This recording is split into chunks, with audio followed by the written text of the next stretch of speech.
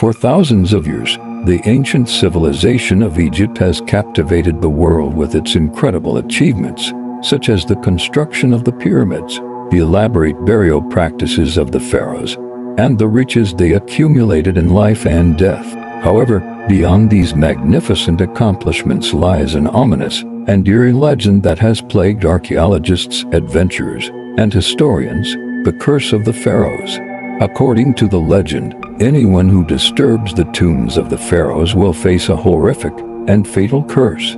This idea has gained prominence due to several mysterious deaths and accidents that followed the opening of Egyptian tombs, most notably the discovery of the tomb of King Tutankhamun. This tale has become ingrained in popular culture, but what is the truth behind the curse of the pharaohs? Origins of the curse, ancient beliefs and spirituality.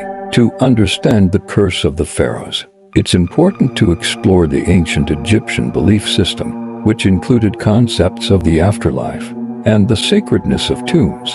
The Egyptians believed that death was not the end of existence, but rather a transition to another realm where the soul would continue its journey. The tomb, therefore, was not just a place for the deceased's body, but also a sacred space for their spirit to rest and continue its existence in the afterlife. The Egyptians carefully prepared elaborate tombs for their pharaohs and nobility.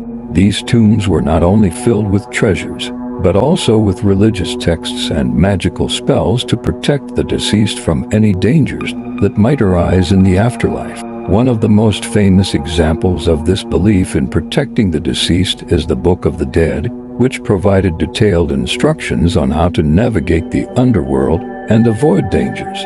The tombs were believed to serve as the final resting places for the souls of the pharaohs and their servants, who would assist the ruler in the afterlife. Given the sacred nature of these tombs, it was considered a great violation to disturb the final resting places of the pharaohs.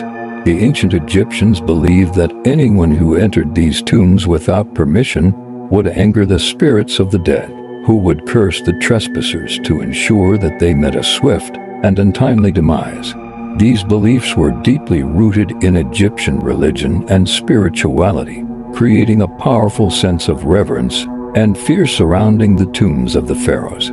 The first signs of the curse, the discovery of King Tutankhamun's tomb. While stories of curses associated with ancient Egyptian tombs had existed for centuries, it wasn't until the discovery of the tomb of King Tutankhamun in 1922 that the curse became a widespread and enduring legend.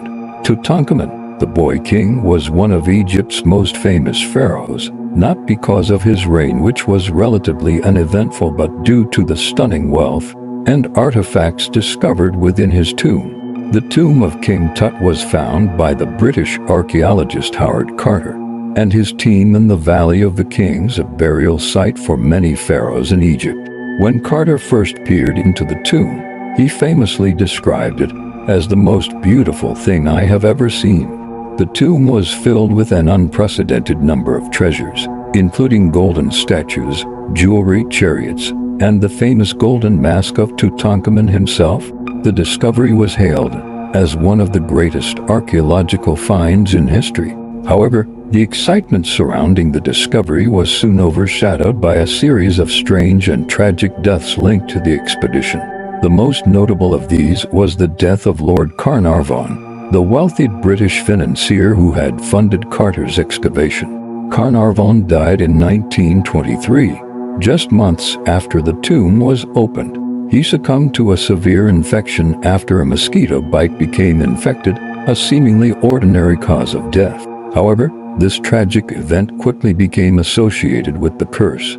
The media at the time sensationalized the story, suggesting that Carnarvon had been cursed for disturbing the tomb of the young pharaoh. The spread of the curse, the death of Lord Carnarvon, was just the beginning of a series of strange and unexplained deaths and misfortunes that plagued those involved in the discovery of King Tut's tomb. Over the next several years, many individuals connected to the tomb's opening met untimely and mysterious deaths. Some of the most notable deaths included George Gould, an American millionaire who visited the tomb shortly after its opening, died of a fever just a few months later. Arthur Weigel, the Egyptologist, who had been an early advocate of Carter's work, experienced a series of personal tragedies after the tomb's discovery, though he did not die.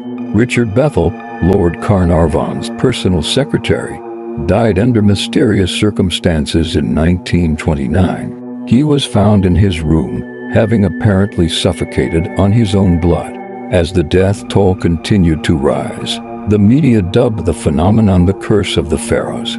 Reporters and writers jumped on the idea, suggesting that those who disturbed the tomb of King Tut were doomed to suffer the wrath of the ancient ruler's vengeful spirit.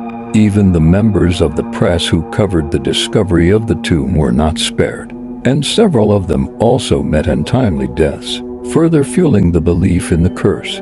Despite the growing number of deaths and misfortunes, many of those involved in the excavation, including Howard Carter himself, lived for many years after the tomb's discovery.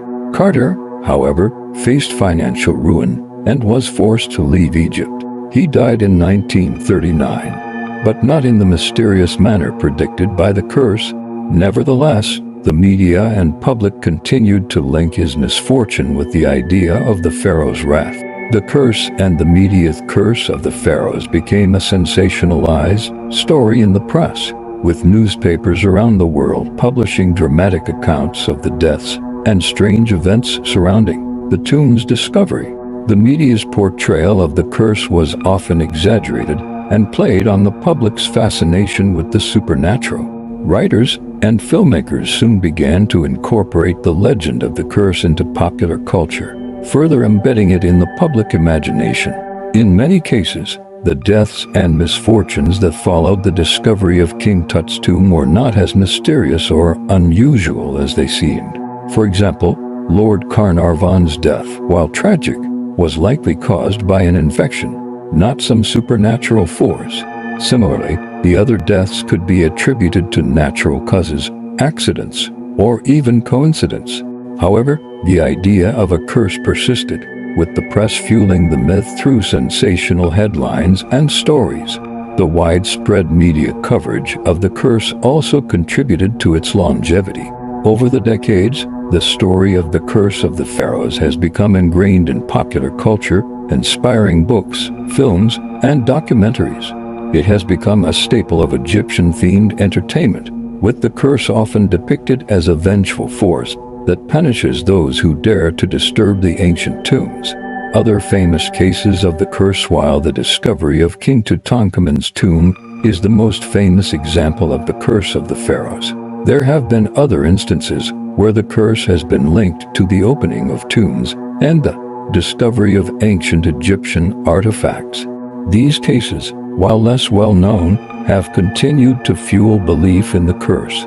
The Curse of the Tomb of Amenhotep II. In 1901, an expedition led by archaeologist James Quibble uncovered the tomb of the pharaoh Amenhotep II. Following the discovery, several members of the expedition died in mysterious circumstances, including the archaeologist himself, who died suddenly in 1905. Many believed that these deaths were the result of the curse. The Curse of the Tomb of Seti I. In 1817, the tomb of Pharaoh Seti I was opened by the Italian explorer Giovanni Bolzoni. Shortly afterward, several members of his team fell ill and died. These deaths, like those of other explorers and archaeologists, were often attributed to the curse. The death of Sir Alan Gardner, one of the most prominent Egyptologists of the early 20th century. Sir Alan Gardner was involved in the study of Egyptian tombs and artifacts.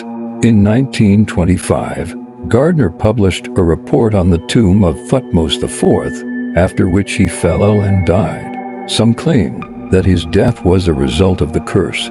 While these cases are less well documented than the events surrounding King Tut's tomb, they have been included in the broader narrative of the Curse of the Pharaohs, further perpetuating the idea that disturbing ancient tombs is dangerous. Infections and diseases. One common explanation for the deaths linked to the curse is the presence of harmful bacteria and viruses in the tombs. Ancient tombs were often sealed for centuries, and the air within them could be filled with mold, bacteria, and other pathogens. This could explain the deaths of those who came into contact with the tombs and their contents. Coincidence and natural causes. Another explanation is that the deaths were merely coincidental. Many of the individuals who died after entering Egyptian tombs were elderly, sick, or vulnerable to illness. It's possible that the deaths were a result of natural causes, rather than a supernatural curse. Psychological factors. The belief in curses and supernatural forces is deeply rooted in human psychology. People are often drawn to stories of the supernatural, and the curse of the pharaohs fits neatly into this narrative. The more mysterious and unexplained the deaths, the more likely people are to attribute them to a curse. The curse of the pharaohs remains one of the most enduring and chilling mysteries in the world of archaeology. The legend has persisted for over a century, fueled by the tragic deaths and misfortunes that followed the discovery of King Tutankhamun's tomb and other ancient Egyptian burial sites. While many of these deaths can be explained by natural causes, coincidence, or even media sensationalism, the legend of the curse continues to captivate the imagination of people around the world. The curse of the pharaohs serves as a reminder of the power of myth and the human tendency to seek explanations for the unknown. Whether real or imagined, the curse has become an integral part of the lore surrounding ancient Egypt and its fascinating, yet deadly, secrets.